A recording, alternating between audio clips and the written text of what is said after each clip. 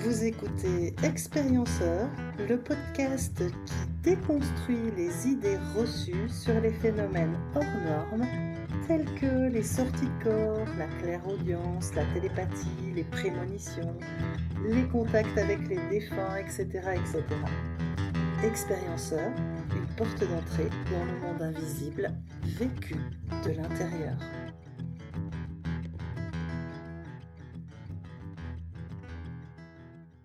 Bonjour, bonjour. Aujourd'hui, j'accueille Patricia, qui est psychologue clinicienne, formée à l'hypnose ericksonienne, à la sophrologie, l'EMDR, et qui est à l'écoute des phénomènes extraordinaires en faisant partie du réseau des professionnels de santé de l'INRES.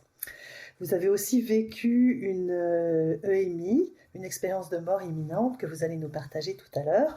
Bonjour Patricia, Bonjour bienvenue. Audrey, bonjour à tous ceux qui écoutent. Donc l'INRES a permis une grande ouverture en passant du paranormal à l'extraordinaire. Le terme paranormal peut faire un peu peur alors que l'extraordinaire signifie au-delà de l'ordinaire. Pouvez-vous déjà nous présenter un petit peu l'INRES et son réseau? Alors l'INRES est maintenant inexploré. Ok. Voilà. C'est Sébastien Lilly qui préside l'INRES. C'est Stéphane Alix avait en 2007 eu l'idée de réunir dans une association qui est devenue l'INRES, l'Institut national de recherche en expériences extraordinaires, qui avait eu l'idée déjà attirée dans un premier temps par tout le phénomène extraterrestre et ensuite avec toutes les histoires extraordinaires, suite aussi au décès de son frère dans un accident de la route pendant une guerre, qui avait eu l'idée de réunir tous les témoignages autour de l'extraordinaire, parce que lui-même se questionnait beaucoup sur qu'est-ce que c'est que ces phénomènes autour de la mort, ces phénomènes de conscience, ou ces phénomènes que de très nombreuses personnes racontent et pour lesquels il y avait très très peu d'espace d'accueil, justement. Donc, Stéphane Alix a conçu cet institut qui est aujourd'hui inexploré et qui est présidé par Sébastien Lilly. Et donc, cet espace a permis à de très, très nombreuses personnes qui ont vécu des expériences extraordinaires très, très différentes.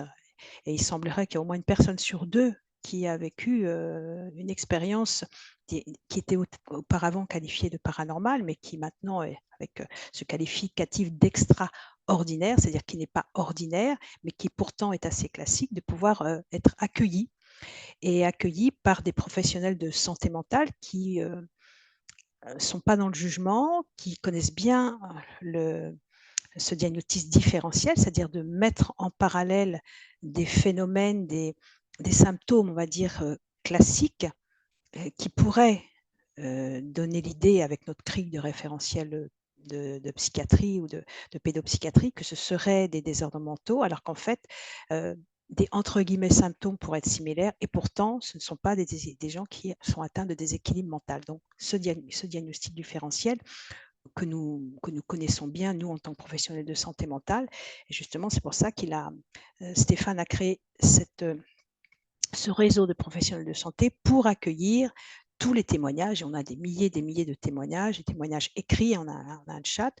Ils ont fait beaucoup de conférences, mais depuis le Covid, il n'y a plus ce genre de choses. On animait aussi des groupes de partage.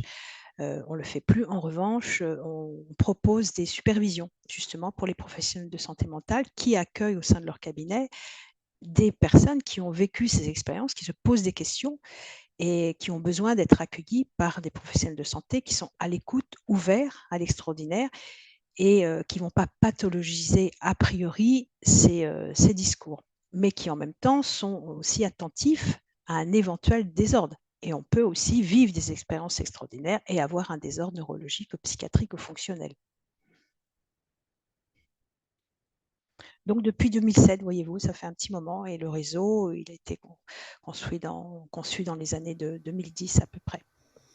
Mmh.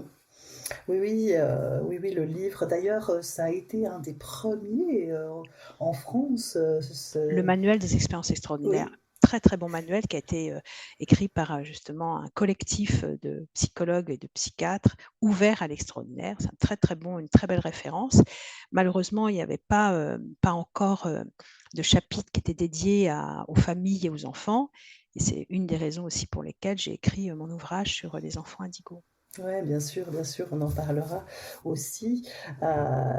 Donc déjà, dans un premier temps, donc vous êtes vous-même expérienceuse, hein, vous êtes dans votre première année de psychologie, de formation, et vous allez vivre une expérience de mort imminente à une époque où personne vraiment ne parlait de ces phénomènes.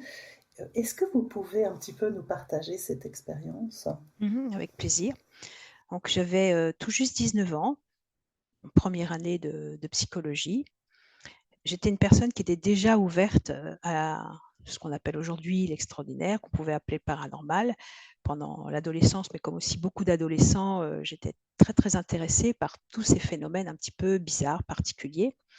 J'avais lu à l'époque le petit livre sur le spiritisme, un petit que sais-je sur le spiritisme, et ça m'avait enthousiasmée. C'était un peu comme une première révélation, quelque part qui venait comme confirmer à mon âme. Je pense que vous comprenez ce que je veux dire. Je retrouvais quelque chose, mon âme retrouvait quelque chose qu'elle savait. Et je pouvais me souvenir de tout un tas d'expériences que j'avais quand j'étais petite, comme beaucoup d'enfants aussi d'ailleurs, jouer à la fois avec des amis imaginaires, certes, et en même temps, de pouvoir partir ailleurs, de pouvoir, m'envoler pendant la nuit, pendant des sortes de rêves éveillés. Bah, c'était très, très particulier parce en tant qu'enfant, je trouvais ça tout à fait normal de voir aussi des couleurs autour des gens, chose que j'avais perdue et que je retrouvais par la suite. Donc en lisant ce petit livre sur le que sais-je, sur le spiritisme, c'était vraiment comme une nourriture à mon âme, sachant que j'avais cette aptitude à la spiritualité très, très jeune, que j'avais même pensé à devenir, religieuse pour tout vous dire. J'avais fait une retraite pour ça et que je n'y trouvais pas, en fait, de sens véritablement et de réponse à mes questions. J'avais vécu au moment de ma communion solennelle une sorte d'ouverture psycho-spirituelle très, très importante. Il y avait quelque chose qui s'était passé, qui avait comme une sorte d'aile d'ange qui frôlait mon âme. Enfin, c'est l'image que j'ai retrouvée au moment de la lecture de ce petit livre sur le spiritisme. Et à 19 ans, je vous cite un peu le contexte, j'étais avec un ami qui faisait un peu d'hypnose de music hall. C'était très, très bon, hein, parce qu'il arrivait à hypnotiser les poules, les gallinacés. Donc, Effectivement. oui, oui, il était très performant. Et en fait, il avait essayé de m'hypnotiser, mais ça marchait jamais. Et j'avais une angine très, très grave à streptocoque. Il est possible même que j'ai fait des hallucinations parce que j'avais beaucoup, beaucoup de fièvre. Et il a profité de cet état de faiblesse pour m'hypnotiser. Là, ça a très bien marché et pour revenir, faire une hypnose de régression. Et en fait, ça a tellement bien marché que je suis revenue au moment de ma naissance où j'ai failli mourir, ma maman aussi, éclatement de l'utérus, enfin ça a été, et je pense qu'à ma naissance, j'ai vécu une NDE comme un certain nombre de bébés. Encore une fois, c'est une hypothèse, je n'en ai aucune preuve.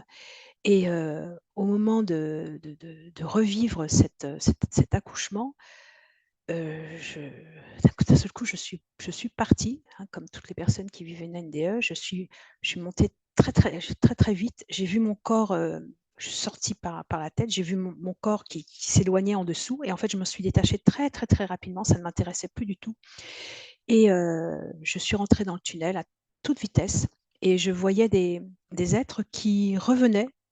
On se croisait. Je me je me posais pas de questions, je constatais simplement et j'arrivais très, très vite et à un moment donné, je me suis retrouvée dans une lumière incroyable, une lumière qui pour moi était un être vivant. Je l'ai appelé l'être suprême et bon, comme toutes les personnes qui ont vécu, cette expérience, c'était, indescriptible, une sorte, d'amour, absolument incroyable, qui ne nous juge pas, qui nous aime, tels qu'on est, un endroit, où on a envie de rester. Et très, très vite après, je me suis retrouvée, dans un paysage très verdoyant avec des collines,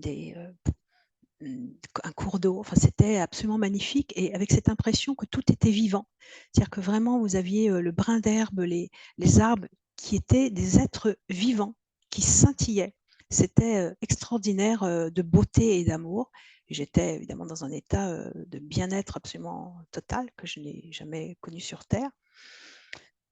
Et dans ce paysage verdoyant, j'ai vu arriver, vers moi une demi-douzaine de personnes, 6, 7 personnes, avec une 1re personne devant et c'est des gens que je connaissais sans les connaître et cette 1re personne, je l'ai appelée comme ma marraine et c'était pas ma marraine physique, qui était encore en vie d'ailleurs à ce moment-là, des êtres absolument magnifiques avec des sortes d'aubes, de couleur pastel et en fait, elle a commencé à me parler, je ne me souviens pas ce qu'elle m'a dit, si ce n'est que, c'était pas le moment, que là que j'étais oui, j'avais vraiment l'impression d'être retournée à la maison, mais que c'était pas le moment, qu'il fallait que je revienne dans ma vie.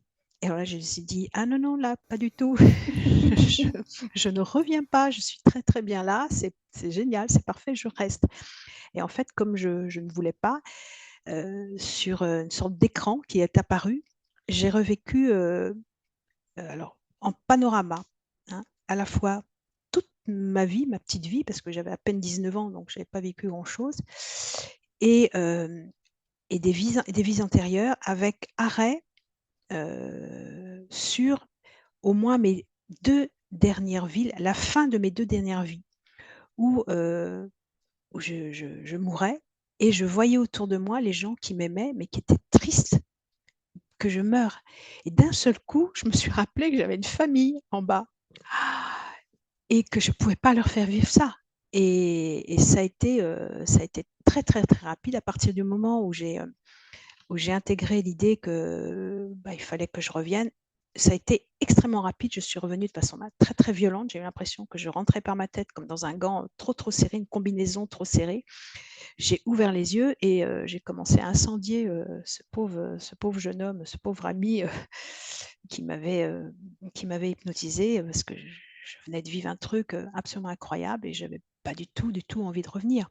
Ah, il faut dire que pendant cette expérience, au moment où j'ai eu le panorama de mes vies et arrêt sur image de la fin de mes dernières vies, de ma mort de mes 2 dernières vies, hein, c'est une hypothèse bien sûr, hein, c'est comme ça que je le comprends. Hem, j'ai eu l'impression, bah, comme la plupart des expérienceurs comme vous, hein, d'avoir les réponses à toutes mes questions, de comprendre le comment du pourquoi, de comprendre que tout avait un sens, qu'on était tous reliés aussi. J'ai senti, l'amour sans condition, cet amour absolument incroyable de cet être de lumière et ce que j'ai compris après comme étant ma famille d'âme aussi, de ces personnes qui venaient vers moi avec, une nostalgie terrible quand je suis rentrée, d'avoir oublié, pratiquement tout et et de me sentir dans une extrême solitude avec une nostalgie, et une difficulté à m'incarner ensuite. Bah, déjà, j'étais quelqu'un qui était très, très, heureusement, je suis quelqu'un de très sportif, ça m'a sauvée, mais j'étais, tout le temps dans des questionnements sur la spiritualité déjà et quand, au cœur de mon expérience, Heu, je me suis dit: «Ah, je le savais, je le savais». Je me suis dit: «Qu'il y a quelque chose après», comme si avec le petit livre sur le spiritisme, là, c'était vraiment une confirmation, cette expérience et les 2 mots vraiment très, très importants que j'ai pu entendre, de la part de ce que j'ai appelé l'être suprême, c'est amour et connaissance. Amour et connaissance et quand je suis, revenue dans mon corps et que je me suis réveillée, j'ai vraiment gardé en mémoire, bon, ce que je vous ai raconté, hein, sur, voilà, j'ai résumé, hein, mon expérience. Hem et ces 2 mots qui sont encore gravés dans ma mémoire, amour et connaissance et en rentrant, bon, déjà, j'étais quelqu'un qui était une personne qui était très, très en quête et en recherche. Bon, je commençais mes études de psychologie, donc de toute façon, déjà, c'était pas non plus anodin. Mais j'ai commencé à dévorer comme tous les expérienceurs des bouquins et c'est puis à l'époque, il y avait pas internet, hein, Et ouais. sur la spiritualité, tous les L'Homme sans grand pas, hein, les classiques et essayer de comprendre ce que j'avais vécu et rien, il y avait rien du tout. Heu, donc je ne pouvais pas en parler. En plus, dans les études de psychologie, je me suis bien rendu compte que c'était pas du tout bienvenu. on parlait à peine de Jung. Donc quand j'ai découvert Jung, j'étais très contente parce que j'ai découvert que ce monsieur avait vécu une NDE aussi. Donc je me suis dit, quand même, c'était pas la moitié d'un imbécile, c'était quelqu'un d'équilibré, qui a quand même fondé une méthode, la psychologie analytique. Ça m'a beaucoup rassurée et je me suis plongée évidemment dans l'étude de Jung et je suis devenue, jungienne. J'ai fait une thérapie analytique jungienne et j'ai évidemment, dévoré, tous ces livres, certains, étant très, très difficiles, hein, des livres que j'ai eu un petit peu de mal à comprendre et d'autres, qui sont très, très limpides. Ça, c'est l'œuvre de Jung, hein, qui est vraiment absolument, incroyable. Donc heureusement que je suis tombée sur ces œuvres-là. 2 autres, livres que tout le monde connaît qui m'ont énormément aidée, c'est La vie après la vie de Raymond Moody. Alors là, ça m'a énormément aidée, là, quand il a été traduit en français et La source noire de Patrice Farnassel, qui a été vraiment aussi pour moi, des révélateurs. Donc, les travaux de Jung, qui avait vécu une NDE, La vie après la vie de Raymond Moody et La source noire de Patrice Farnassel, ça a été vraiment des sources pour moi qui m'ont permis de rester debout par rapport à ce que j'avais vécu et sachant qu'il était hors de question de se suicider pour revenir de l'autre côté parce que j'avais compris que j'étais à l'école, qu'il fallait que je vive ma vie avec toutes les épreuves, d'autant plus que j'avais vu défiler un certain nombre d'épreuves. Je savais, voilà, parce qu'il y a un certain nombre de choses que je vivrais et j'en ai oublié beaucoup que j'ai redécouvert évidemment en les vivant, et quelque part, heureusement, sauf peut-être pour des êtres, des grands sages, des gens très, très éclairés, qu'on ne se souvient pas de toutes les épreuves qu'on allait vivre, sinon, ben, on n'accepterait pas de descendre. C'est parce qu'il y a des choses qui sont difficiles. Hein, il y a des personnes, je ne parle pas de moi spécialement, mais il y a des personnes qui ont des vies tellement terribles que s'ils se souvenaient, de ce qu'ils allaient vivre, je pense qu'ils refuseraient l'incarnation, alors que l'incarnation, justement, est là pour nous aider à grandir et à pouvoir, faire de ce charbon qu'est notre âme, voilà, petit à petit, un diamant brut et éveillé à travers lequel la connaissance et l'amour peuvent justement circuler librement et tant que tant qu'on n'est pas dans un cycle d'incarnation suffisant justement pour être ce diamant brut qui éveille les autres, simplement par son rayonnement, parce que pour moi c'est ça ce que j'ai compris, c'est le travail sur soi, l'ouverture à la spiritualité pour rayonner, transmettre et simplement être. Et par la grâce de cette présence-là, on voit il y a certains êtres, ils n'ont pas besoin de prouver quoi que ce soit, ils sont. Et c'est ce rayonnement-là, en fait, qu'on nous demande d'incarner, donc vivre une expérience spirituelle dans un corps physique pour, aider les autres, en fait et donner ce rayonnement à chacun et lui donner, l'envie ou l'accompagner pour progresser, dans sa vie, évidemment pour qu'on puisse petit à petit à ce que la collectivité puisse s'éveiller. Donc voilà ce que j'ai en résumé, hein, ce que j'ai pu, tirer de mon expérience et j'ai mis comme vous, hein, 10-15 ans à intégrer tout ça et je pense que j'ai pas encore complètement intégré tout d'ailleurs. Il y a des choses qui me reviennent ou qui font sens pour moi, dans mon parcours en relation avec cette expérience de mort imminente. J'ai revécu une deuxième expérience de mort imminente, beaucoup plus rapide, après le décès de ma grand-mère, qui était pour moi, comme une mère. Enfin, c'était vraiment quelqu'un que j'aimais beaucoup, une femme, extraordinaire et j'étais tellement, enfin triste, après son décès que j'ai fait une chute sur la tête et en tombant des escaliers, heu, octobre, novembre, décembre, oui, 2 mois après son décès et alors là, je suis remontée très, très vite et je suis allée la retrouver. Donc dans un endroit de lumière, elle était complètement dans la lumière et évidemment, j'avais qu'une envie, c'est de rester avec elle et elle m'a dit: «Non, non, il faut que tu redescendes. Tu as encore des choses à faire, tu le sais très bien». Et bon, je suis redescendue et donc là, j'ai ouvert les yeux, j'avais tout mon groupe d'amis, c'était un 1er de l'an. Tout mon groupe d'amis, autour de moi qui étaient très inquiets. Bon, je suis pas allée à l'hôpital, j'ai peut-être eu un petit traumatisme, crânien, j'en sais rien, mais enfin, en tout cas, je suis pas allée à l'hôpital, mais j'ai bien vécu cette deuxième NDE qui a été moins complète, que la deuxième. Et je pense que cette deuxième e NDE, quelque part, a été non pas à clôturer du tout, l'entre-deux, mais m'a décidée à vraiment m'incarner. Parce que depuis la première et jusqu'à cette deuxième, je ne vivais pas, je survivais, en fait, hein. Donc j'étais en dissociation permanente et la seule façon pour moi, de pouvoir être ancrée D'abord, c'était mon métier de psychologue parce que je m'épanouissais complètement dans ce métier, dans les formations que je faisais et le sport. Ça m'aidait à m'incarner véritablement et je faisais du sport des fois jusqu'en tomber de fatigue pour arriver à sentir mon corps et à être présente. Ça a été, très, très compliqué. J'ai jamais pris de médicaments, voilà, pour moi, ma «drogue» entre guillemets, c'était le sport qui m'aidait à rester incarnée. Pour revenir dans le corps, hein. Ouais, Je pour vous revenir dans le remercie, corps. je vous remercie profondément, hein, déjà de nous partager ces moments quand même très intimes de votre vie et surtout, finalement, on aborde très peu ces difficultés d'intégration de ces Ouais, ouais. expériences où il faut Mmh. effectivement des années pour pouvoir vivre ici-bas avec ces nouvelles réalités, comme si on avait des nouvelles lunettes d'un seul coup Bien sûr. et il faut du temps pour effectivement intégrer, d'autant plus quand nos professions de base ne reconnaissent pas ce genre de phénomène, voire les classifient comme pathologiques. C'est ça. Avec malheureusement cette impossibilité d'en parler parce que, j'ai vécu dans une grande solitude, je n'en parlais pas. Je savais que heureusement Jung a vécu ça, donc j'avais lu La Source Noire, enfin différents ouvrages, livres, puisque à l'époque internet n'existait pas. Ça me rassurait et en même temps, certes, mais je ne pouvais pas en parler autour de moi parce que en tant que psychologue, vous imaginez si j'avais raconté des expériences comme ça, je me disais: «Mais je vais pas pouvoir exercer, on va plus m'embaucher, je vais finir, à l'HP, à Sainte-Anne», enfin voilà, c'était ma grande peur et ça a été une des grandes motivations pour moi justement lorsque j'ai rejoint le réseau de l'INRES.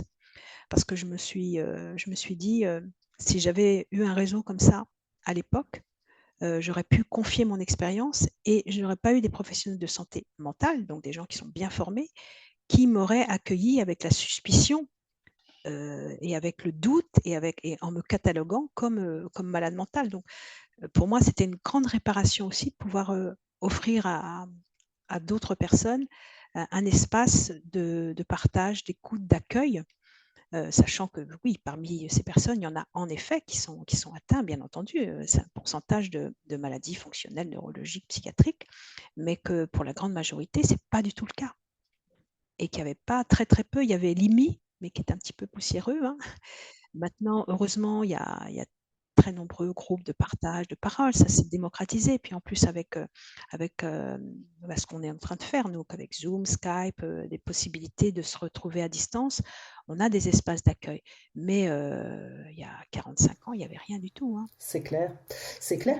Et qu'est-ce qui a été le plus douloureux pour vous C'est de dans... revenir, Ouais. c'est de revenir, bien sûr. Mm. Quelque part, heu, c'est quelle émotion, hein. Mm. Ouais. Ce que disait un de mes collègues, c'est le frisson d'authenticité. Puis j'avais bien aimé Exactement. cette, heu, cette expression, oui, qui fait que, en fait, c'est une expérience qu'on peut avoir vécue il y a très longtemps. Dès qu'on en reparle, quand on y pense, on est à nouveau dans l'émotion qu'elle nous a procurée, cette force que notre corps n'est pas capable d'intégrer. C'est tellement puissant.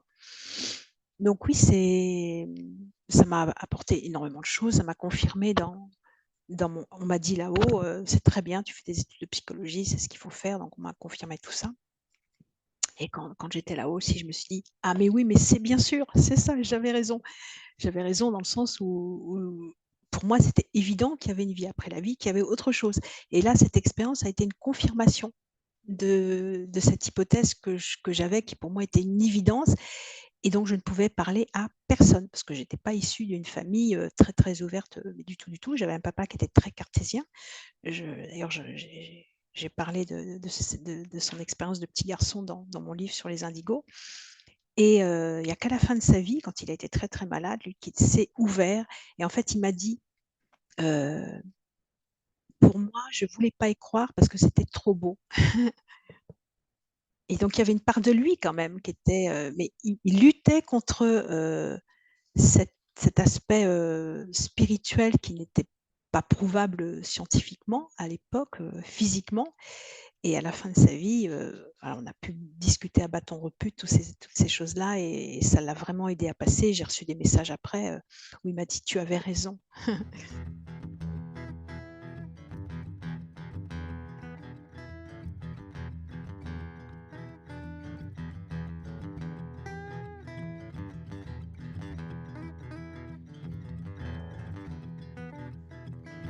Ouais, c'est vraiment très beau. Et j'aimerais avoir votre avis aussi sur, finalement, on retrouve beaucoup chez les expérienceurs cet isolement, cette difficulté à partager l'expérience. Et est-ce que cette non-reconnaissance peut avoir des effets délétères sur la santé et quel impact psychologique ça peut engendrer? Mm. Quand on reste comme ça des années sans pouvoir en parler. Mm.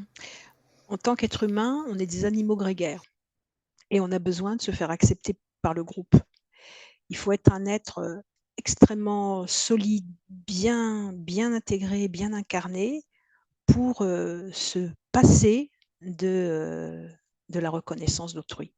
Et quand on est tout jeune, ce qui était mon cas, hein, j'avais pas 20 ans quand j'ai vécu cette première expérience, donc on n'est pas construit, on ne sait pas encore qui on est au début de sa vie, on a besoin d'être accepté, d'être intégré par le groupe et ça nous isole immédiatement. En tout cas, si on en parlait, j'ai compris ça très très vite, comme la plupart des expérienceurs qui se sont confiés sur notre réseau et qui viennent me voir aussi en consultation, on se sent tout de suite isolé et ça nous marginalise complètement. On a des suspicions soi-même sur notre état de santé mentale. On se demande effectivement si on est équilibré, si on n'est pas fou. On a du mal aussi parce que quand on a vécu ces expériences-là, comme ces enfants indigos dont je parle, on a une soif d'authenticité absolue. Et le clivage, justement, qui est très fatigant, épuisant, à la fois physiquement, émotionnellement et psychiquement. Ce clivage qu'on est obligé de vivre, on ne peut pas en parler aux autres, nous épuise et va à l'encontre, c'est ça, on est en dissonance cognitive totale et va à l'encontre de notre besoin d'authenticité, de Bien sûr, clarté. bien sûr. C'est très pénalisant et vous avez des expérienceurs qui peuvent être fragiles ou qui peuvent être très mal accompagnés, entourés par des amis, par la famille, au travail, et malheureusement qui décompensent névrotiquement ou même psychiatriquement parlant. Parce que c'est une telle expérience qui bouscule qui peuvent bousculer. Alors, moi, ça n'a pas bousculé mes croyances, ça a été qu'une confirmation. Hein, c'était un peu particulier d'une certaine façon parce que ça n'avait pas été un révélateur. C'était juste une confirmation. D'ailleurs, je l'ai dit là-haut, j'ai dit, mais je le savais. Vraiment, je me souviens de cette petite phrase que je me suis dite. Mais pour les personnes qui sont issues d'un milieu très cartésien, très matérialiste et qui vivent une expérience pareille, c'est vraiment une transformation totale de toutes leurs croyances, de toutes leurs valeurs. Et ça peut être très, très déstructurant, d'autant plus que s'ils en parlent et qu'en fait, on les renvoie à la maladie mentale, là, on peut vraiment sérieusement décompenser, être isolé. Donc ça, c'est vraiment un des facteurs principaux de grande difficulté, c'est le fait d'être marginalisé alors qu'on a tous besoin de vivre en groupe, d'être avec des personnes qui nous accueillent tel qu'on est, de pouvoir partager. Et là, il y a toute une partie de notre vie qu'on ne peut pas partager. C'est très, très compliqué. Donc, pour tous les groupes, alors que ça a été l'INRES, mais il y a donc maintenant beaucoup de supports qui accueillent ces témoignages, c'est très réconfortant parce qu'on se sent compris, écouté et non jugé. Et donc, on a la possibilité d'être soi-même. Et comment peut-on donner le meilleur de soi-même, parce qu'on a cette expression, être la meilleure version de soi-même dans notre vie, c'est en étant soi-même, pas en étant à côté de soi. Sinon, ça ne Exactement, marche pas. exactement, exactement. Cette reconnaissance, finalement, elle est profondément individuelle, mais collective en même temps. Bien sûr, Hein, bien sûr. et c'est effectivement, oui. Et par rapport à comment on peut différencier convenablement ces phénomènes des troubles mentaux, hein, ces expériences extraordinaires des troubles mentaux. C'est une zone très délicate, hein, et finalement, je dirais au-delà finalement de la pathologie, comment accompagner au mieux ces expériences. Parce que si on prend par exemple une personne qui a un diagnostic de trouble bipolaire, elle peut aussi recevoir des informations par clairaudience ou ce genre de choses, et elle a tout intérêt d'être accompagnée par un professionnel, je dirais, ouvert à ces expériences-là. Hein, l'idée, c'est vraiment d'accompagner. Est-ce que vous auriez... oui, quel conseil, expérience, voilà, vous pourriez aussi témoigner par rapport ouais, à vos collègues, à nos collègues de santé? Bah, déjà d'écouter une personne sans a priori. Je pense que ça, c'est très, très important et de vérifier, comme un professionnel de santé mentale peut le faire, ses capacités d'orientation, ses capacités de mémoire, enfin des choses élémentaires que font les professionnels de santé mentale pour voir si la personne, en fait, elle peut avoir un discours clair, elle peut être, s'orienter dans son quotidien, dans sa vie, lui faire parler un petit peu de son entourage et un expérienceur est en totale capacité de faire ça. Il sait très bien qui il est, il sait très bien où il est, il sait le jour, que l'on est. Donc déjà, ça c'est des repères très simples que l'on fait dès le départ en posant des questions élémentaires aux personnes pour voir, si, elles ne sont pas désorientées. Hem, donc ça, c'est la 1re des choses. En cas de suspicion, moi je dis autant pour les adultes que pour les enfants, ne pas hésiter à, faire une petite batterie de tests. Pour voir si, s'il n'y a pas de suspicion, des fois même pour rassurer les familles ou la personne, s'il n'y a pas une suspicion de maladie fonctionnelle, de maladie psychiatrique, neurologique.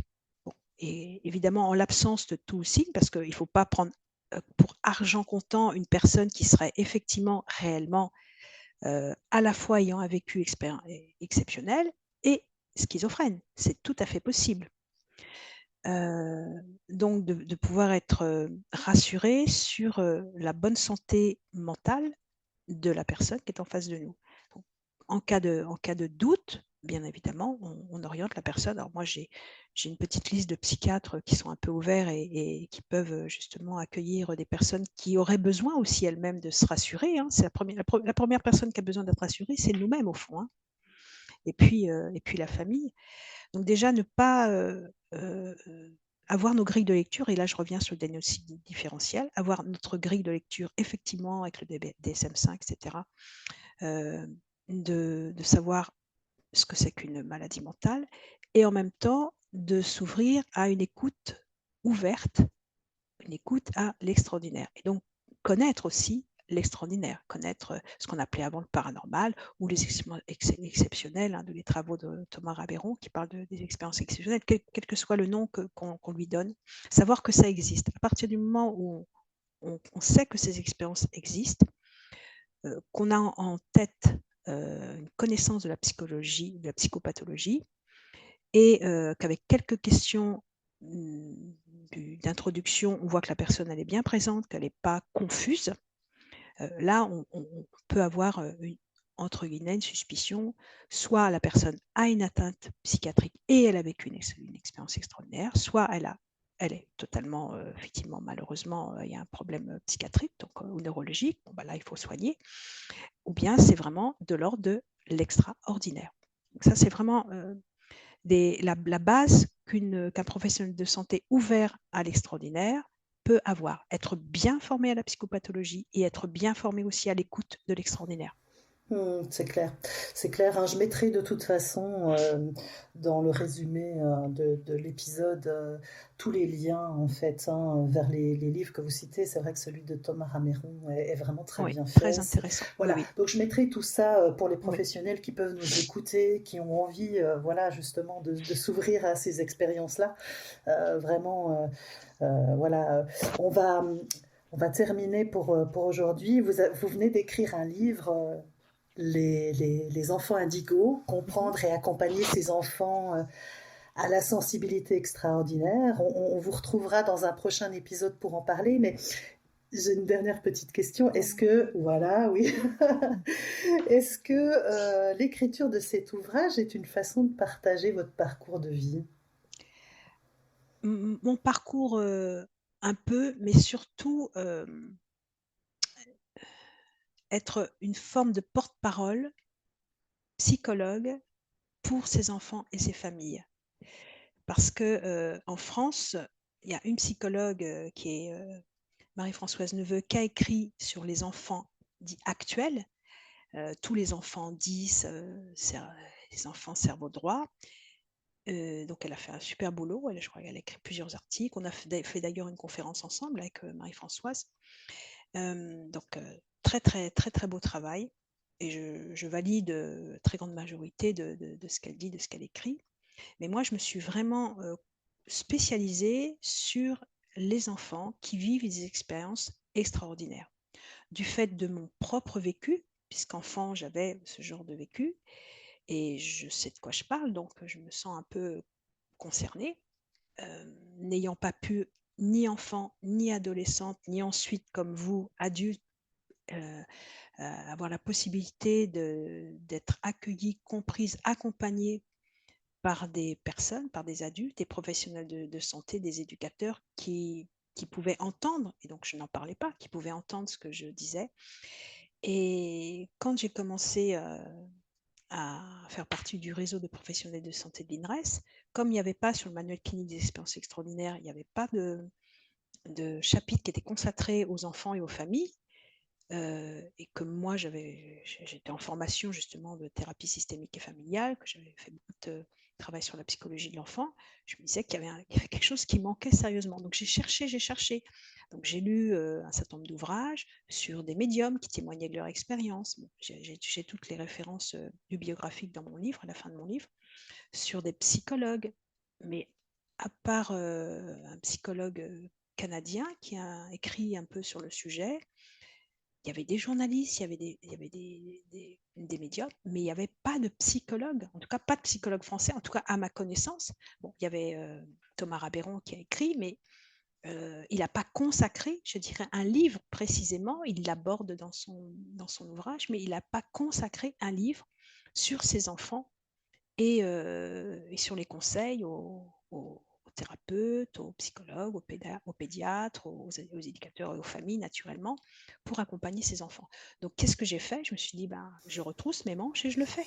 Voilà, c'est ça, ce qui C'est n'existe exactement ce que j'ai pas, fait. ce qui n'existe pas, il faut le créer, exactement. Ben, et oui, voilà. Donc, en fait, Mm. j'ai écrit le livre que je cherchais. Alors, c'est une première base. Hein. Maintenant, je serais très très contente que ce livre soit juste quelque part un relais pour que des pédiatres, des chercheurs, parce que moi je ne suis pas une chercheuse, je suis psychologue, clinicienne, psychothérapeute. Je fais état de ce que j'ai entendu au sein de mon cabinet, autour de mes proches aussi. Les gens savaient que je m'intéressais à tout ça, donc il y a des gens qui se sont confiés à moi, des parents, des amis, et évidemment sur le réseau des professionnels de santé de l'INRES, où on a reçu beaucoup de témoignages, et notamment des témoignages de parents qui étaient très démunis par rapport à des enfants qui, entre autres, voient l'invisible. Bien sûr, bien sûr. On reparlera de tout ça dans un prochain épisode. En tout cas, je vous remercie beaucoup, voilà, de votre témoignage là aujourd'hui. Est-ce que vous avez envie voilà, pour cette première partie, d'ajouter un petit mot de fin par rapport à vos expériences et votre parcours?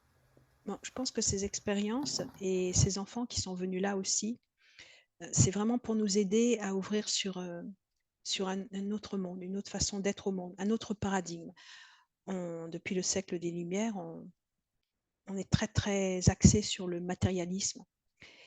Et alors, le matériel, le concret est très important. Nous sommes des êtres incarnés, bien entendu, mais on a complètement oublié que nous ne sommes pas que des êtres de chair et de sang, mais que nous sommes aussi des êtres d'esprit, d'âme, et que nous avons absolument besoin de nous ouvrir à autre chose. On sait que notre monde va mal, et toutes les personnes qui vivent une expérience de mort imminente ont bien compris que qu'est-ce qui compte le plus, c'est l'amour. Enfin, ça semble complètement bébête maintenant de dire ça, et c'est ce qui ressort du témoignage de mes petits héros et de tous de ces enfants qui en parlent aussi, la candeur des enfants qui qui font passer ce message que sans amour, ça c'était aussi une expression de Piaf, sans amour on n'est rien. Alors elle disait on est peau de chien, c'était une expérience, mais on n'est rien, et que si on ne met pas d'amour dans ce qu'on fait, dans ce qu'on dit, dans ce qu'on construit, on va à notre perte.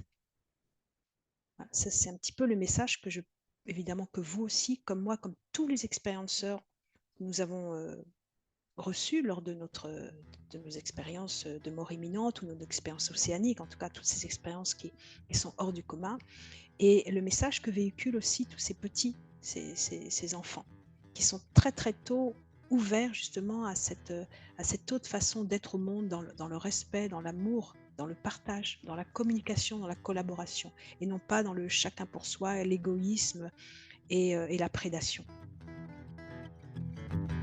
Vous écoutiez Expérienceur, un podcast entre science, conscience et spiritualité. Ou comment rendre visible l'invisible.